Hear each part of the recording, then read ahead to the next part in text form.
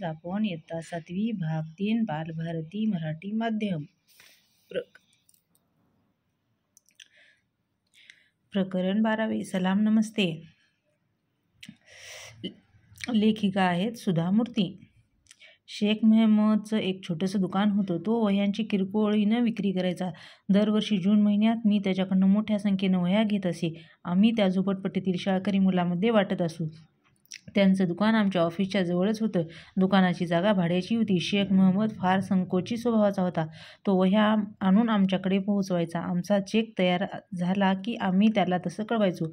मग तो येऊन चेक घेऊन जायचा. एकदा असाच तो आमच्या ऑफिसात आला होता. त्यावेळी आम्ही सर्वजण मिठाई खात होतो. मी शेखच्या हातावर मिठाई ठेवली, पण त्यानं ती खाल्ली नाही. का रे शेख, तुला मधुमेहाचं दुखणं वगैरे आहे का? नाही मॅडम, खाऊन घरी न्यावा म्हटलं. घरात लहान मुलं आहेत. माझ्यापेक्षा त्यांनाच याची गोडी जास्त. तुला किती मुलं आहेत? मी विचारलं. ती तेवढीशी मिठाई घरी जाऊन पुरली असती की नाही कोणास ठाऊक. मॅडम, मला एक मुलगी आहे. शिवाय माझी भाची पण असते माझ्याकडेच. का बरं तुझी भाची तुझ्याकडे का असते? माझी बहीण जुबेदा विधवा आहे आणि ती आमच्याकडेच राहते. मला ते ऐकून शेखबद्दल वाईट वाटलं. तो एक छोटा दुकानदार होता. तो काही खूप कमवत नव्हता. त्यामुळे त्याच्या कुटुंबाविषयी आणखी माहिती काढावीशी मला वाटली.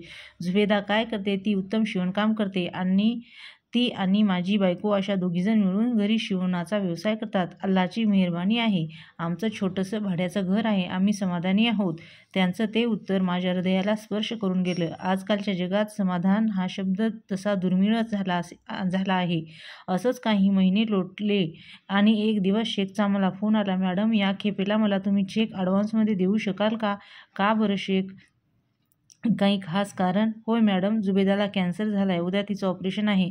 मी ताबडतोब ऑफिसात निरोप ठेवून चेक त्याच्या घरी लगेच पाठवून दिला. पण त्याच्याबद्दल मनात विचार येऊन मन उदास झालं. त्या ऑपरेशनचा खर्च भरपूर येणार होता. ती रक्कम जमा करण्यासाठी शेखची नक्कीच खूप धावपळ चालू असणार.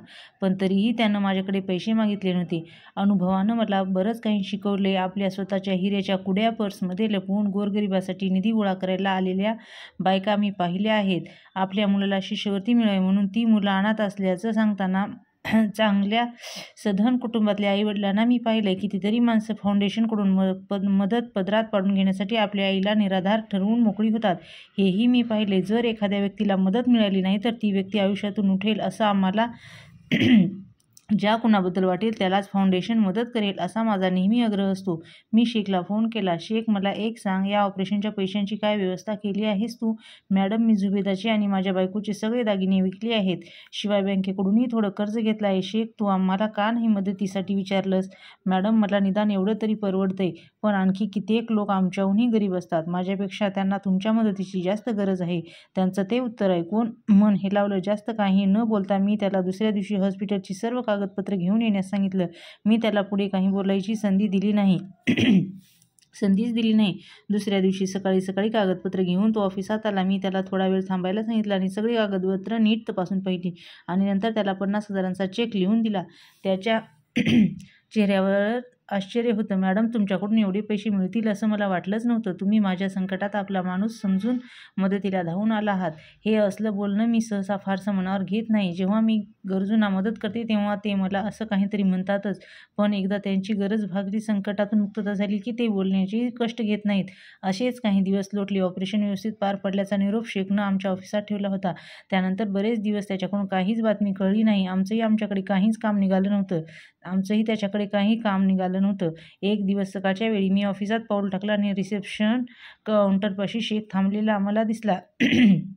त्याच्याबरोबर 4 वर्षाची छोटी मुलगी पण होती. तिच्या अंगात साधाच सुती फ्रॉक होता, पण झालर बटन वगैरे लावून सुरेख शिवलेला होता. तिच्या केसांना भरपूर तेल लावून चोपून एक पोनीटेल बांधली होती. शेखचा चेहरा दुःखी दिसत होता. काय शेख, कसा आहेस तू? तुला भेटीची वेळ वगैरे दिली होती की काय? सॉरी मॅडम, 2 आठवड्यापूर्वीच जुबेदा गेली. तुम्ही तिला इतकी मदत केली, पण तिचं नशीबच खोटं. खरं तर तुम्हाला येऊन भेटायची सलाम करायची इच्छा होती तिची, पण अल्लानं तिला नेलं. मी तिच्या मुलीला घेऊन आलो. मी तबसूमकडे पाहिलं. हे एवढं मोठं ऑफिस, ही सभोवतालची एवढी सगळी अनोळखी माणसं, बिचारी बावरली होती. त्या अनाथ मुलीकडे पाहून मला वाईट वाटलं.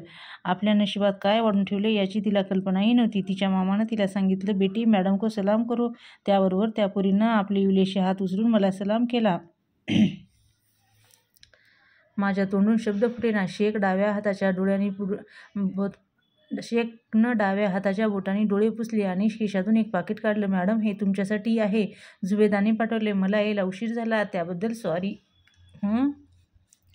मी तो लिफाफा उघडला. आत 3,000 रुपये होते. मी गोंधळून शेखकडे पाहिले. मॅडम, तुम्ही 50,000 दिले होते, पण जुबेदाचे ऑपरेशन आणि औषधं पाहण्यासाठी फक्त 47,000च खर्च आला.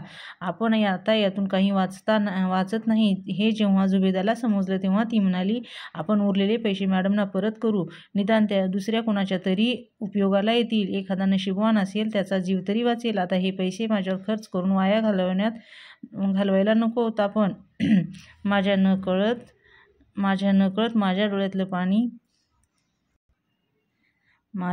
पाणी गालावर वाहून लागलं. मी जुबेदाला कधीच भेटले नव्हते, पण दुसऱ्याविषयीची तिच्या मनातली ही कळकळ पाहून मी थक्क झाले. इतक्या गरिबीत आणि यातना सहन करताना सुद्धा तिनं दुसऱ्या गरजू रुग्णांचा विचार करावा, ही गोष्ट विस्मयचकित करून सोडणारी होती. आपण स्वतः संकटाशी झुंज देत असताना दुसऱ्याचा विचार करणारी माणसं या जगात विरळच. इथं तुमचं शिक्षण, भाषा, जातपात, धर्म या कशाचा संबंध नसतो. त्यासाठी हृदयात अपार करुणा असावी लागते.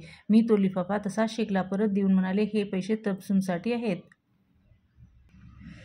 अल्लाची तिच्यावर मेहरबानी असू दे. तिला नीट शिकू दे. तुला जर काही मदत लागली तर प्लीज मला सांग. इतरांविषयी करुणेची भावना बाळगण्याच्या बाबतीत ती आपल्या आईच्याही 4 पावले पुढे जाऊ दे.